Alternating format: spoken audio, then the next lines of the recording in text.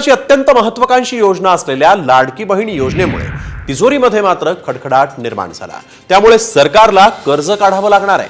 मात्र हे कर्ज किती कोटींचं असणार आहे, त्याबरोबरच या योजनेचा सामान्यांना कसा भुर्दंड बसतोय।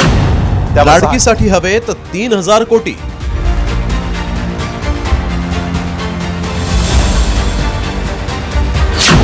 निधीसाठी सरकार आरबीआयच्या दारी।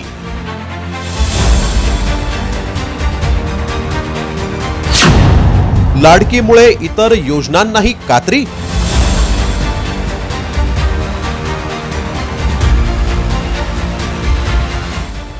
महायुती सरकारची सर्वात महत्त्वाकांक्षी लाडकी बहीण योजना।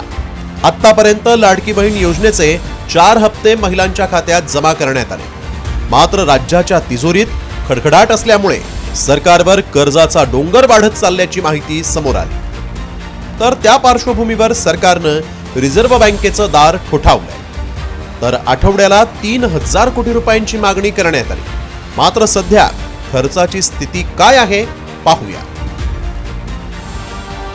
लाडकी बहीण योजनेसाठी 2,52,00,000 अर्ज। लाडकीचे 2,41,00,000 अर्ज मंजूर। 1,85,00,000 महिलांना योजनेचा लाभ। लाभार्थी महिलांना दर महिन्याला 3,620 कोटींची गरज। लाडकीसाठी वर्षाला 43,440 कोटींचा खर्च। लाडकी बहीण योजनेसाठी कर्ज काढावं लागत असल्यानं विरोधकांनी सरकारवर टीकेची झोड उठवली आहे। तर फडणवीसांनी विरोधकांचा समाचार घेतला। आणि ओव्हरऑल राज्याची अर्थव्यवस्था या विषयात जर विचार केला तर राज्य कर्जबाजारी असताना खिशात नाही आनंद मला बाजीराव माना, खिशात आपल्या महाराष्ट्राच्या तिजोरीचं काही उरलेलं नसताना अशा योजना दर महिन्याला जर याचा पैसा द्यायचा बहिणींना तर याला कर्ज काढावंच लागणार, कारण त्याचे सोर्सेस काय आपल्याकडे उत्पन्नाचे। काहींना तो ताण वाटत असेल, आम्हाला तो ताण वाटत नाही। आम्हाला लाडक्या बहिणींना करत राहणारी मदत आहे ते। राज्याच्या तिजोरीत खडखडाट असल्यामुळे लाडकी बहीण योजनेसाठी आता सरकार विविध मार्गानं निधीची जुळवाजुळव करताना दिसते।